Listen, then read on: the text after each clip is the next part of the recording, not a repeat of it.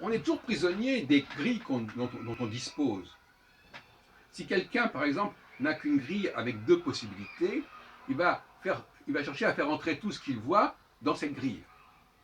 Par exemple, dans le cas de Jésus, on n'a qu'une grille duel. Alors, soit c'est un Dieu, soit c'est un homme. Bon. Alors, soit on va dire qu'il est à la fois Dieu et homme, ou qu'il est d'abord Dieu et puis homme, etc. Et ça a d'ailleurs donné naissance à beaucoup d'hérésies, enfin, entre guillemets, chrétiennes. Ou alors, on doit accepter qu'il y a un troisième facteur, il y a un troisième terme.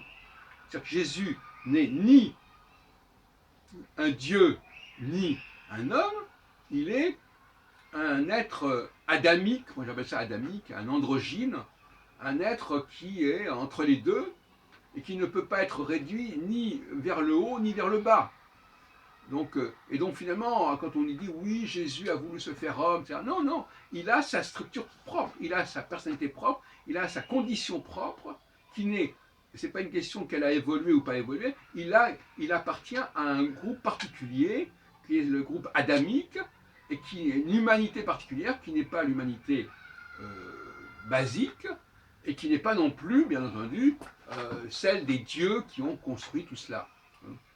Et donc finalement, on voit bien qu'épistémologiquement, la théologie est confrontée à ce problème, à savoir vouloir expliquer des phénomènes, des propos, des discours, des récits, avec des outils inappropriés, avec des cadres, des catégories inappropriées.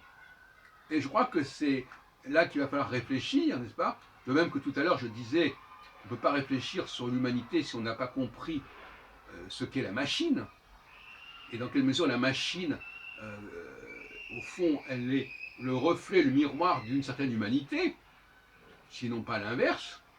Et bien donc finalement, c'est en allant voir ailleurs, à côté, qu'on comprend un certain nombre de choses.